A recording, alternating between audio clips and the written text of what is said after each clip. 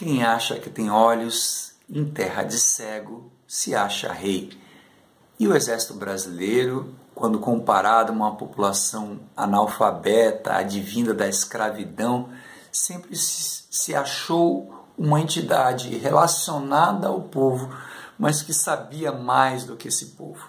Ao mesmo tempo, havia um sentimento de inferioridade histórica para a Marinha brasileira, que era o assento da aristocracia, dos descendentes de Portugal de alta estirpe, e dadas as expansões marinhas imperiais da Europa, inclusive de Portugal, e o largo litoral brasileiro, a Marinha sempre foi considerada a força militar de elite.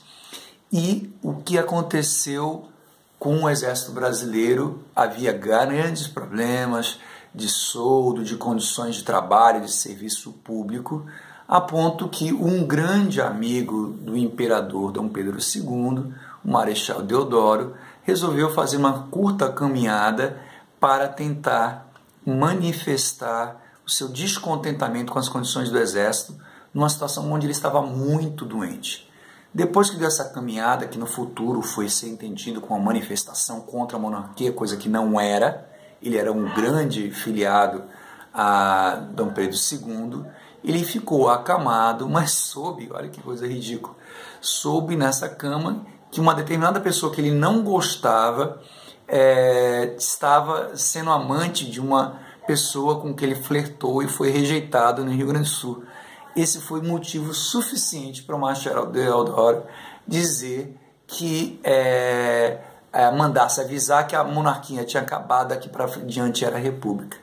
A República Brasileira surge num golpe de Estado do Exército, que iniciou com condições sociais e que se concretiza por uma questão muito particular de um general e não por princípios de republicano, de democracia, etc.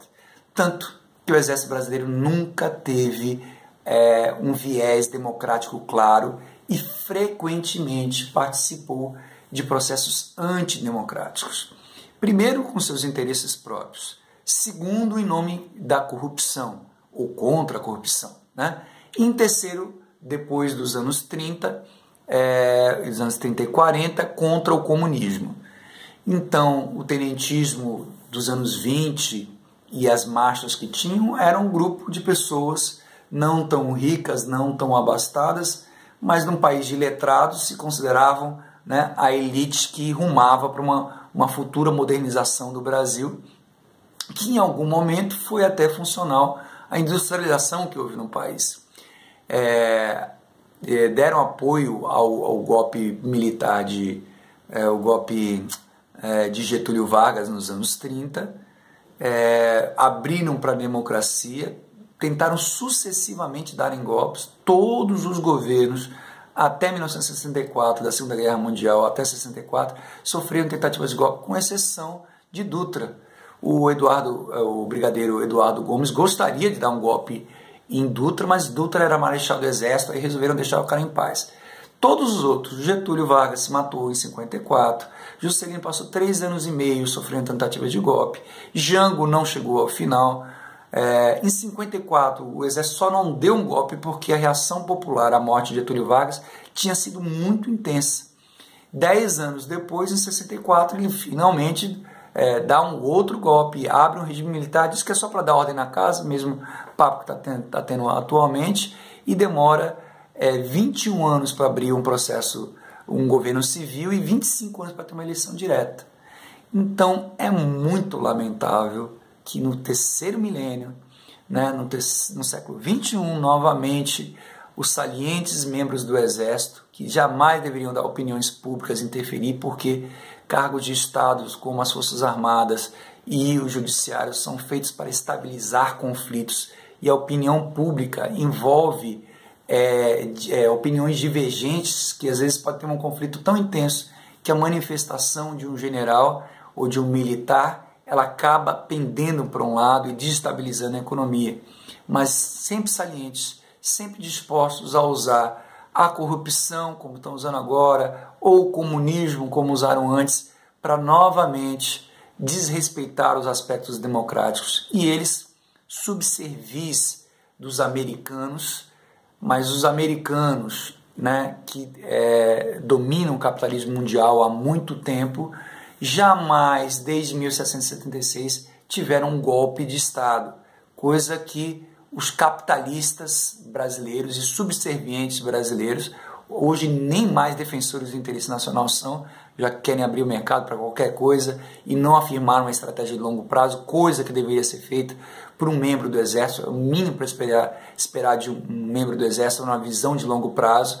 Estão aí salientes de novo, querendo desrespeitar processos democráticos, sugerindo constituições que não sejam feitas por representantes da população.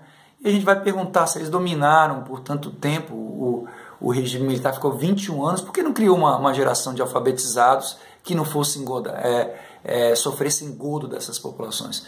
É porque, na verdade, a questão é uma preferência, um privilégio que querem manter, né, há muito tempo, e essa é uma das outras etapas dessa história que parece não acabar na sociedade brasileira. Eu, Wagner Alves, lamento muito que isso ainda aconteça em pleno século XXI e, infelizmente, inacreditavelmente, né, eu vou passar a primeira metade do século XXI com figuras antidemocráticas e pessoas contando com a contribuição da participação dos pretensos elitistas brasileiros, que nem o interesse nacional estão defendendo, vide aí caso Embraer e outros que tais. É isso aí, Exército Brasileiro sempre envolvido com política e infelizmente para lados muito pouco positivos.